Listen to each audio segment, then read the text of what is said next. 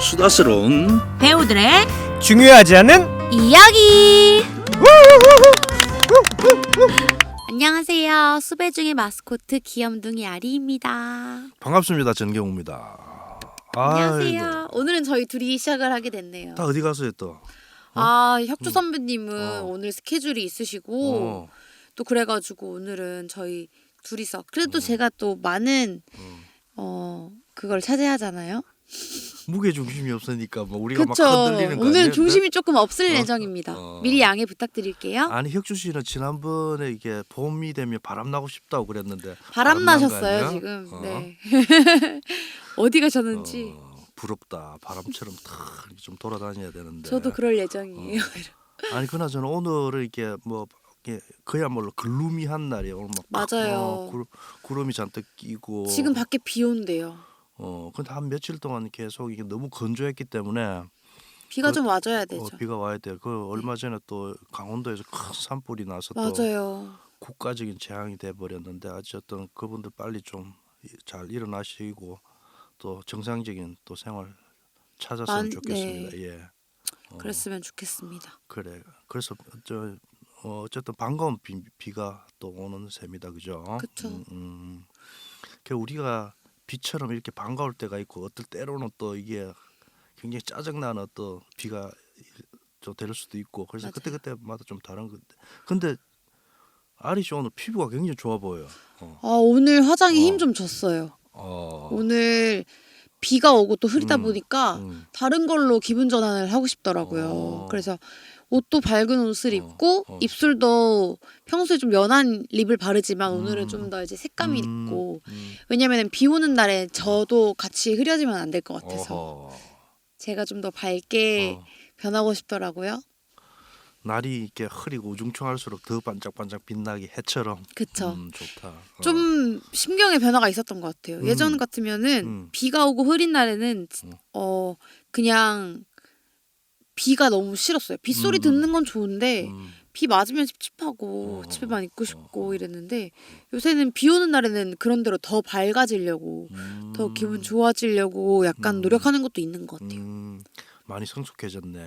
그쵸. 마음이 조금 성숙해진 것 같아요. 그러니까 이왕이면 같은 상황이어도 그걸 내가 어떻게 받아들이느냐에 따라서 그게 달라지니까. 맞아요. 예를 들어서 이제 우리가 봄날 날씨가 좋은데 어느 날 꽃샘추위가 온다. 그러면 막 그걸 싫어할 게 아니라 이게 이 봄날 잘못하면 마음이 해이해지고 그러다가 사고가 날 수 있으니. 맞아요. 이게 받아들이는 사람 마음인 것 그러니까 같아요. 하느님이 조금 조심해 하는 또 경고를 착 한번 주는 그런 긍정적인 어떤 생각을 하는 것도 좋을 것 같아요. 맞아요. 저는 되게 긍정적인 편인 것 같은 게 최근에 좀 더 그렇게 변했는데 제가 병원에서 제가 알러지 검사 그래, 맡았다 맞다. 했잖아요.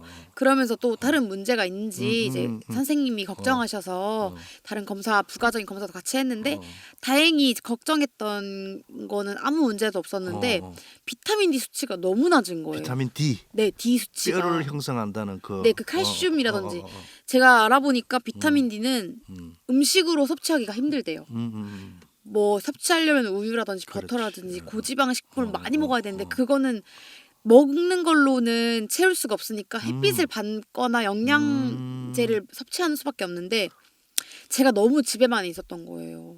너무 집에만 있고 또 제가 원래 막 암막 커튼을 좋아하고 되게 어두침침한 게 막 또 쉬는 날에는 집에만 있고 집순이고 이러다 보니까 집순이. 네, 해를 굉장히 안 받았어요. 그게 이렇게 딱 머릿속에 이렇게 진짜 돌로 때린 것처럼 스쳐 지나가는 거예요.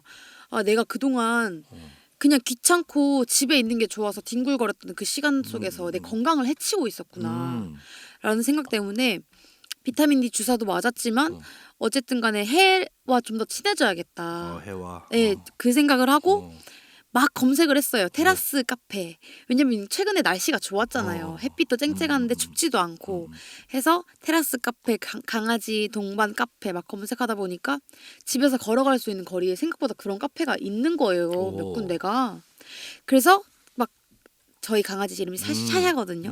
샤샤 데리고 막 걸어다니고 음. 햇빛 받으면서 테라스에 앉아가지고 맛있는 음식 먹고 음. 브런치 먹고 파스타 먹는데 기분이 너무 좋은 거예요. 음. 이게 집에서 이렇게 뒹굴거리는 것만큼 좋은 게 없다고 생각했던 제가 음. 너무 이런 행복을 알게 되다 보니까 막 더 그 약간 기분 좋은 그 아드레날린이 상승한다고 해야 되나? 되게 긍정적으로 사람이 변하는 것 같아요. 그리고 제가 검색해 보니까 비타민 D도 흡수가 되지만 햇빛을 받았을 때 또 우울증이나 그런 무기력감에 대해서도 좋은 거를 많이 내려준다 하더라고요. 햇빛을 받으면. 그래서 여러분 선크림 많이 바르고 햇빛을 많이 받는 사람들이 됩시다 우리. 비타민 D가 이렇게 몸에 흡수되는 그 느낌 너무 좋았어요. 그랬구나. 네. 아니 그러니까 그 피부 톤도 그냥 화장이 이쁘기도 하지만 피부 톤 자체가 지난번보다 굉장히 좋아졌어요. 투명해지고 이렇게 맑아진 느낌. 그쵸. 음. 사람은 그래도 어쨌든 조금은 관리를 하고 어. 살아야 되는 것 같아요. 어쨌든 햇빛을 받아. 그래서 저 태초에 빛이 있었다고 그랬잖아요. 태초에. 그래서 그쵸, 태초 그쵸. 세상의 시작이 이제 빛인데 네. 그 빛을 자꾸 멀리하고 이렇게 어둠 속으로 숨고 그래서는 안 될 것 같아요. 그죠? 맞아요. 예전에는 낮잠 자는 것 때문에 그러니까 해가 들어오잖아요. 음. 그래서 낮잠이 깨잖아요. 음. 그게 너무 싫었거든요. 어. 근데 요새는 생활 규칙을 조금 더 이게 좋게 바꾸다 보니까 일찍 잠들고 해가 비치는 햇살 비치는 그 시간대에 딱 눈이 떠지는 그 느낌이 너무 좋더라고요. 그러다 낮에 조금 이렇게 졸리면은 뭐 밖에 산책도 갔다 오고. 그래 요즘 네. 뭐 꽃 피죠. 온도 좋죠. 햇살 좋지. 이럴 때 이렇게 탁 나가서 이렇게 해도 햇빛도 받고 맞아요. 바람 쐬고. 여자들은 제일 좋은 게 뭔지 아세요? 뭘?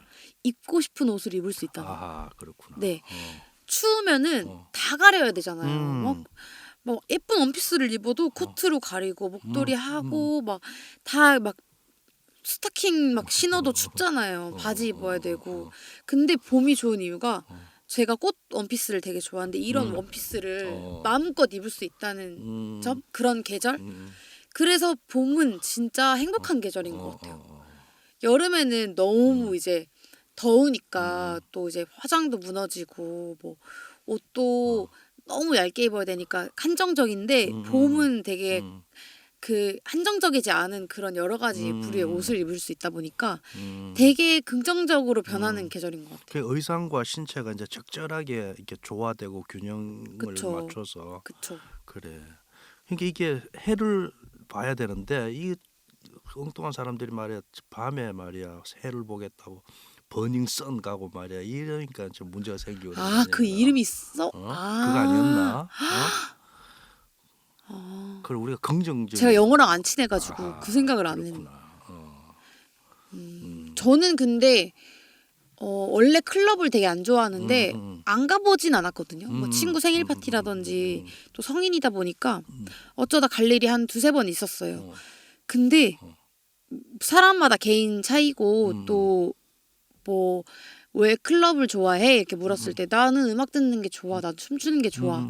또 뭐 이성을 만나기 위해서 가는 사람들도 있겠지만 근데 저는 이해가 안 가더라고요. 저는 일단 사람 많은 걸 싫어해요. 근데 클럽은 사람이 너무 많고 그리고 제가 길치에다가 야맹증이 있어요. 화장실 가는 것도 힘든 거예요. 화장실 갔다가 제가 원래 있는 제 지인 무리가 어디 있는지 모르겠는 거예요. 그리고 어쨌든 간에 너무 위험해요. 제가 잠깐 있었지만 신체 접촉이 너무 많고 사람들이 많다 보니까 지나가다가 그냥 실수인지 고의인지 모를 그런 접촉도 많고 그러다 보니까 저는 되게 불쾌해서 안 좋은 부정적인 생각이 들더라고요. 근데 뭐 안 좋아하면 안 가면 되는 거고 또 그런 좋아하는 사람들은 또 이제 춤추고 음악 듣고 막 신나는 거를 좋아하는 사람들은 가면 되는 거고 제가 그래서 조금 더 좋아하게 됐던 게 라운지 바 같은 경우는 클럽처럼 사람은 많이 없지만 그런 좋은 음악을 크게 들으면서 그냥 칵테일이나 와인 한 잔 마시면서 그런 느낌이 더 좋더라고요. 저는 라운지 바, 라운지 클럽 요즘에는 그런 것들도 많이 나와서 제 취향은 약간 그쪽인 것 같아요. 아니 그래서 어쨌든 뭐 아리 씨는 이제 걸그룹 출신이고 그래도 이 연예인이라는 것이 일상적인 어떤 생활뿐만 아니라 뭐 문화나 어떤 다른 어떤 우리가 잘 일반인들이 접할 수 없는 그런 어떤 그 세계를 이제 좀 많이 알기도 하고 그러다 보면 굉장히 조금 더 깊이 있게 좀 놀 것 같은데 생각보다 굉장히 건전하고 그러네. 되게 다양해요. 보통 어. 사람과 똑같은 것 같아요. 보통 분들도 일반인이라고 하기에는 좀 그렇지만 보통 이제 그 연예계 쪽이 아닌 사람들도 딥하게 노는 분들이 있고 또 아닌 분들이 있는 것처럼 연예인들도 지금 최근에 일어난 사건 때문에 좀 안 좋은 인식이 생긴 것 같은데 아닌 사람들도 너무 많고 또 그런 사람들도 많겠죠. 저도 놀랐는데 저도 같은 직업이지만 저도 놀랐거든요. 되게 근데 네, 되게 그거는 꼭 연예인이라고 해서 그런 건 아닌 것 같아요. 그 사람들의 뭐 살아온 배경이라든지 성격이라든지 그런 거에 대해서 판단이 되는 것 같아요.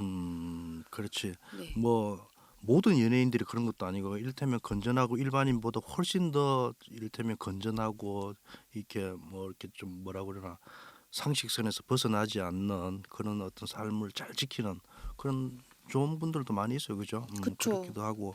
근데 오늘 어쨌든 최근에 뉴스가 그 한 뚝배기 하실래에 그 로버트 할리 그 변호사가 이제 마약 그 혐의로 이렇게 저 경찰에 이렇게 잡혀가는 게 뉴스로 나왔단 말이에요. 응?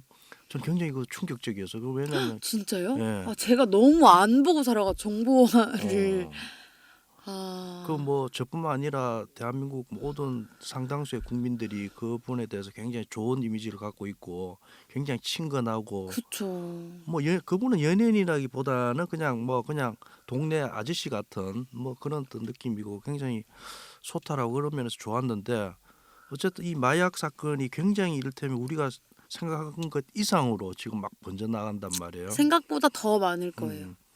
더 많은 것 같아요. 물론 그렇게 해서 이제 이게 막 고구마 줄기처럼 막 이렇게 파다 보면 굉장히 많이 나갈 수 있을 것 같은데 저는 한편으로 보면 이게 어쨌든 뭐 수사를 하다 보니 어쨌든 뭐 자꾸 이렇게 의도하지 않았던 어떤 결과물들이 나올 수도 있지만 전체적인 맥락으로 보면 어쨌든 어떤 다른 또 의도가 좀 있지 않을까 그쵸. 싶은 생각이 좀 솔직히 좀 궁금증이 들기도 하고 더해지는 것 같아요. 그래요. 모르면 모를수록 또 이제 그쪽이랑 더 먼 음, 사람일수록 진실이 궁금하잖아요. 그러니까 모든 그 제 인간은 생각에는 네. 제일 처음에 촉발된 그런 사건에서 이렇게 우리가 꼭 밝혀내야 될 어떤 그런 것들이 있는데 이슈를 또 다른 이슈를 통해서 이렇게 좀 뭉개는 듯한 그쵸, 느낌. 그쵸. 그런 건 항상 그런 영화에서도 다뤄지고 그러다 보니까 물론 잘못된 거는 정확하게 잡아내서 이제 그쵸. 정확하게 우리가 해결하고 다시는 그런 일이 없도록 이렇게 만들어 네. 나가야 되겠지만 그 의도가 만약에 그게 조금 불순하다고 하면 그거는 문제가 있는 거죠. 예전에 보면 그 아주 아득한 시절에 보면 그 가끔씩 뭐 연예인들 대마초 사건 뭐 이런 게 있었거든요. 그 지금은 이제 막 굉장히 이제 연세가 오래되신 그 톱스타 분들도 굉장히 뭐 과거에 본인이 굉장히 억울하게 이제 당했다고 이렇게 고백하시는 분들도 있어요. 보면 예를 들어서 이제 뭐 자기는 대마초를 뭐 전혀 이제 하지 않았는데도 불구하고 누군가가 대마초를 하다가 이제 잡혀 들어간 거야. 그럼 경찰이 이제 그러는 거야. 몇 명만 풀어. 아 그러면 안 했는데 그냥 이름을 얘기해. 몇 근데 명- 피 검사를 하면 다 나오잖아요. 근데 그 시절에는 뭐냐면 누군가가 일방적으로 그 진술하면 그냥 피 검사 뭐 이렇게 과학적인 그런 데이터 근거 전혀 없이 누군가 아리 씨가 만약에 나하고 어디 가서 대마초 피웠다라고 경찰에 얘기하면 내가 그냥 잡혀가는 거야 그냥. 그런 시절이었던 거지. 그러니까 굉장히 어두운 시절이었던 거지. 그래서 그것 때문에 본인은 대마초를 전혀 하지 않았는데 누군가 가서 불어. 그럼 왜냐면 몇 명을 불면 그 사람은 진짜 이 대마초를 피워서 잡혀간 그 사람은 죄가 조금 감해지고 대신에 경찰 입장에서는 또 몇 명을 추가로 더 잡아 넣을 수 있으니까 본인은 또 공적이 되는 거고 그 서로 윈윈하는 거예요. 근데 이 대마초를 전혀 하지 않았던 누군가가 그냥 가짜로 불러서 이렇게 걸려든 사람은 그 인생이 망가지고 그쵸. 이런 일들이 과거에는 있었단 말이지. 이것도 어떻게 보면 작은 의미에서 보면 어쨌든 의도된 잘못 의도된 어떤 일들 때문에 누군가 희생당하는 거 그런 사례가 있었듯이 뭐 그런 일들은 뭐 요즘도 얼마든지 있을 수 있는 그쵸. 일이라는 진실은 참 궁금하네요, 저도. 근데 이게 뭐 꼭 그렇다는 게 아니라 그럴 수도 있다는 거이 세상이. 그쵸. 그래서 우리가 진실과 그 이면에 감춰진 것의 어떤 그 경계 일반 대중들이 또 사실 그걸 잘 알기가 좀 어려운 게 있어요 사실은. 그래서 어쨌든 좋은 어떤 결과로 좀 잘 마무리가 됐으면 좋겠고 그럼 마약이 안 돼요. 마약을 하면 안 돼요. 그죠? 그쵸. 마약이라는 게 한 개인의 삶을 망치기도 하지만 국가적으로도 큰 재앙이 될 수 있어요. 예전에 보면 중국이라는 나라가 과거에 몇천 년 동안 세계 최고의 선진국으로서 문명과 문화를 이끌어 왔단 말이에요. 근데 어느 순간 한 200년 정도 전에 청나라 시절에 막 약간 이렇게 정치적으로 조금 뭐 혼란스럽고 이럴 때 아편 전쟁이라는 거 겪었잖아요. 중국 국민들이 전부 그냥 아편에 빠져 있으니 아, 그것 때문에 결정적으로 중국이라는 나라가 후진국으로 전락해 버렸단 말이에요. 그래서 이게 마약이라는 게 한 개인의 어떤 문제가 아니라 국가적인 문제이기도 하기 때문에 우리가 이거는 굉장히 엄격하게 잘 다스리고 특히 자라나는 우리 어린 아이들이 그런데 노출되지 않도록 그쵸. 어른들이 잘 환경을 만들어주는 것도 굉장히 중요한 것 같아요. 맞아요.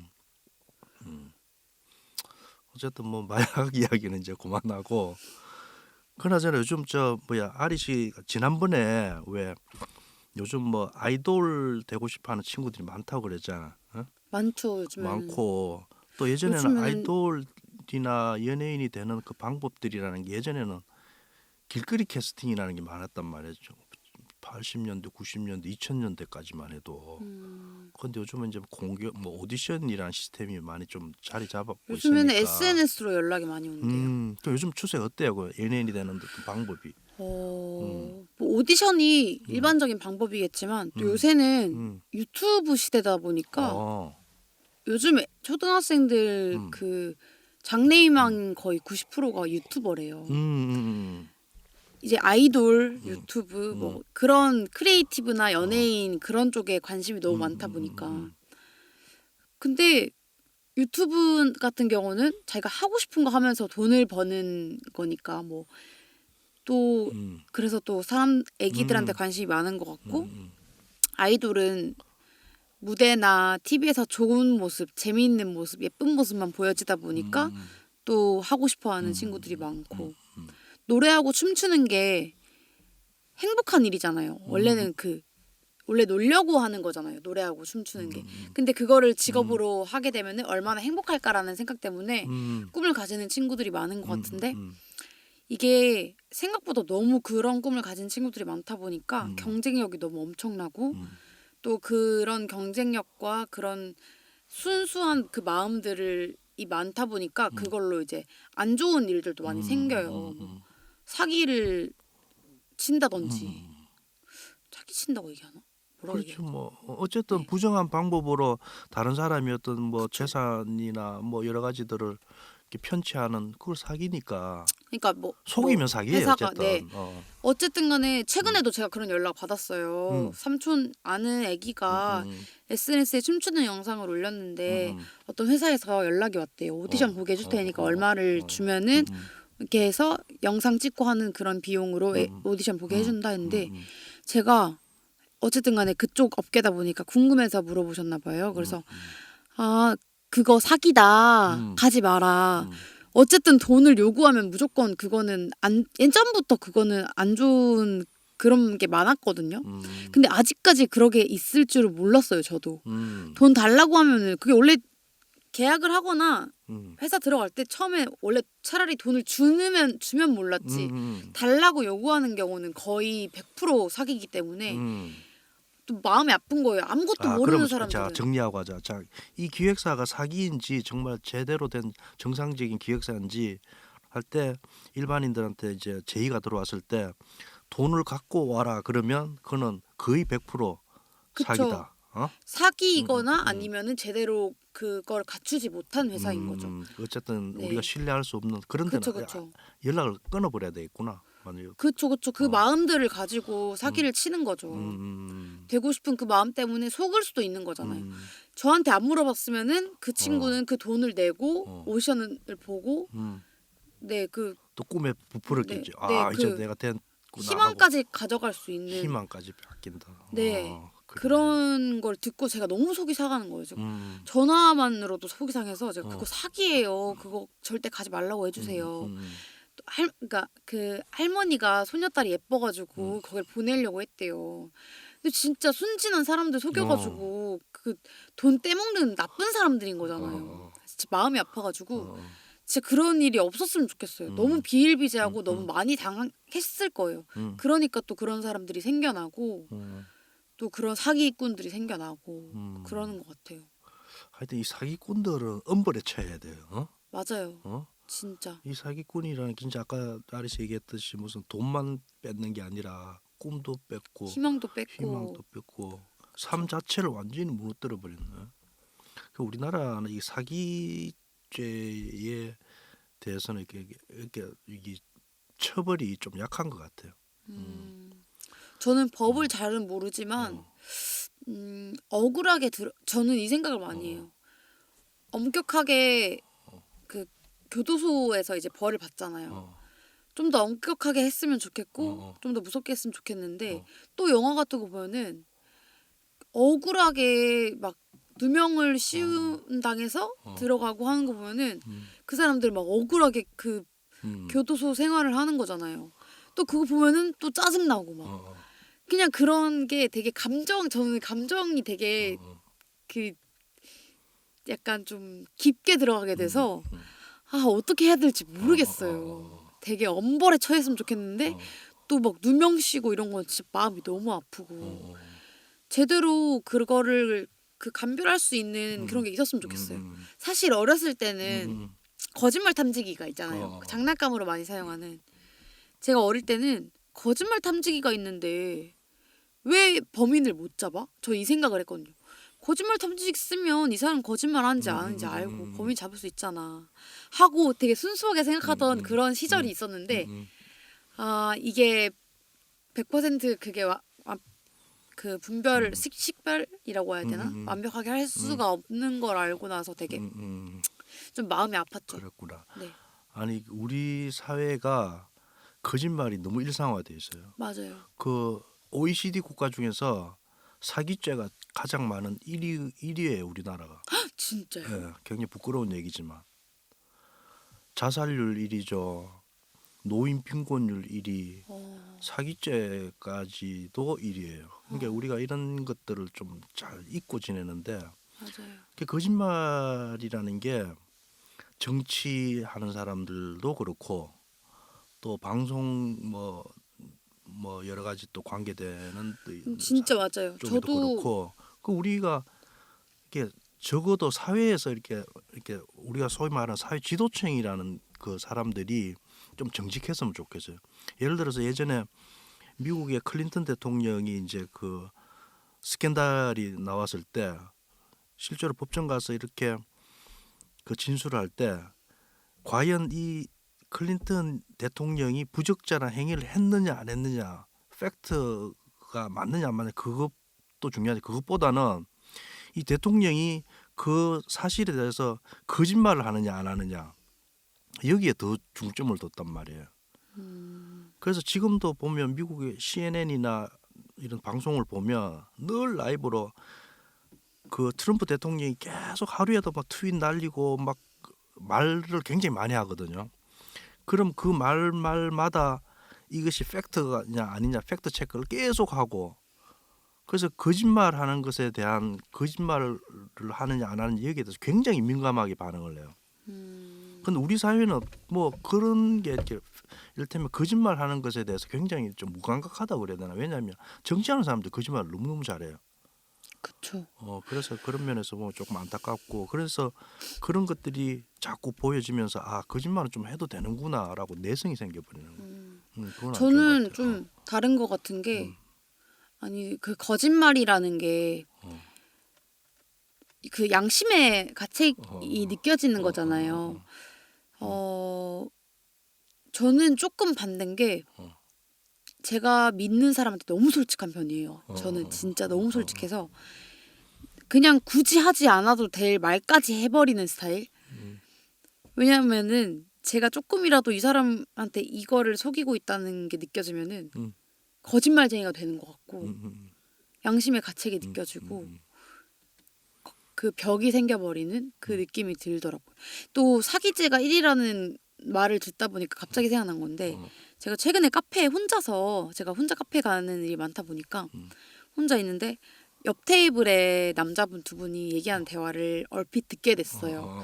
어차피 누군지 모르니까 뭐 얘기를 하는 건데 되게 저도 이쪽 일을 오래 하다 보니까 사람 인상이라는 것도 많이 보고 또 사기꾼이라고 얘기하기는 좀 그렇지만 그러니까 뒤통수 당한 적도 많고 믿지 못할 일들도 약간 얘기도 많이 있었잖아요. 이쪽 일 하다 보면은 회사 일들도 그렇고. 근데 얘기 두 명이 하는데 한 명이 한 명을 어떤 사업을 같이 하자고 꼬시는 내용이었는데 그 한 명이 진짜 말을 팩트를 얘기를 안 하고 막 얼버무리면서 그냥 다 믿으라니까. 괜찮다니까. 아 하기 싫으면 하지 마. 그런 식으로 계속 얘기를 하는데 한 명은 아 진짜 믿어? 진짜 할 거야? 진짜 나 그거 해도 돼?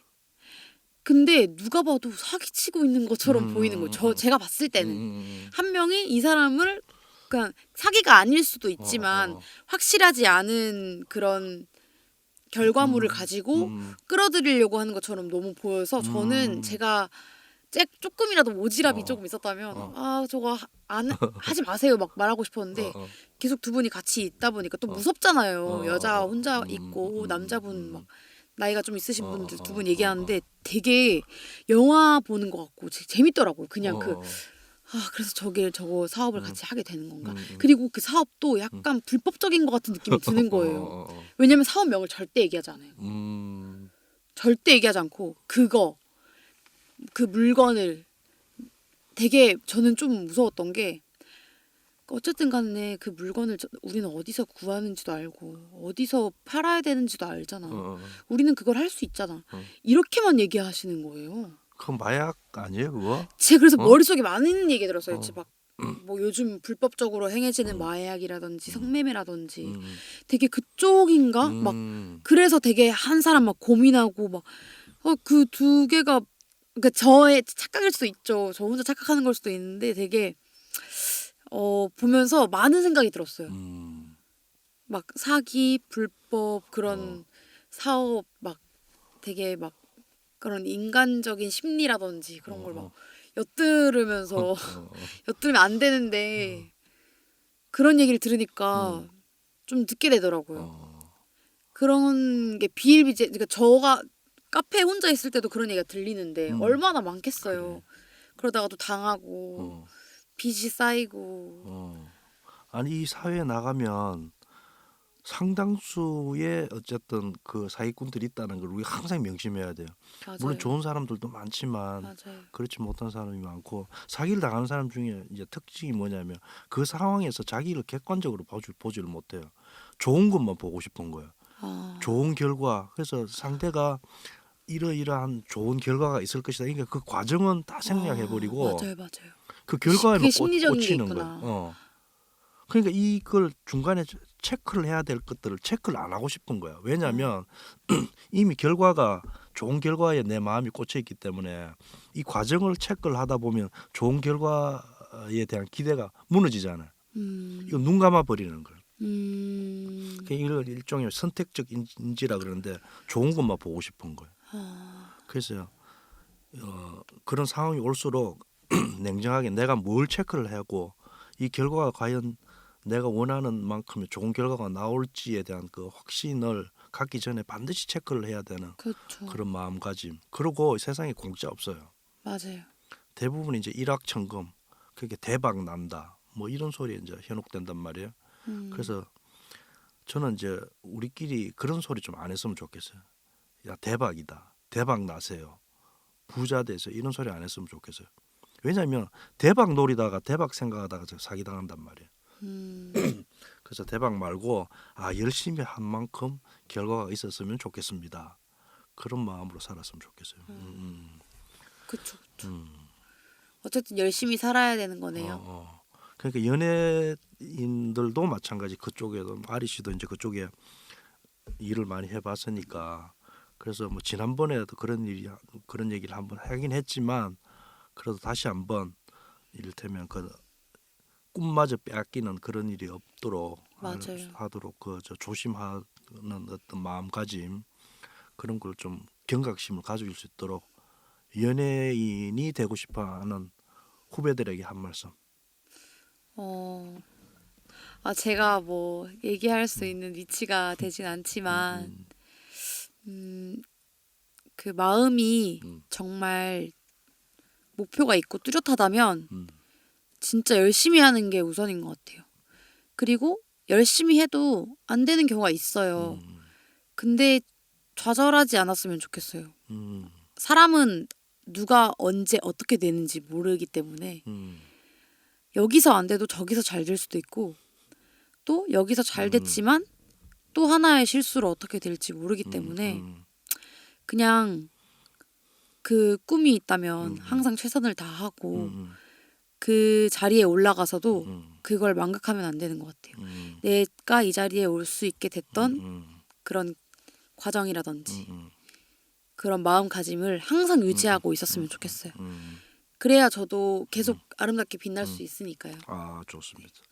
자, 우리 아리님의 이제 황금 같은 조언을 끝으로 오늘은 이만 이제 인사를 드려야 되겠습니다. 네. 다음 주에 뵙도록 하겠습니다. 고맙습니다. 행복한 스프링 보내세요.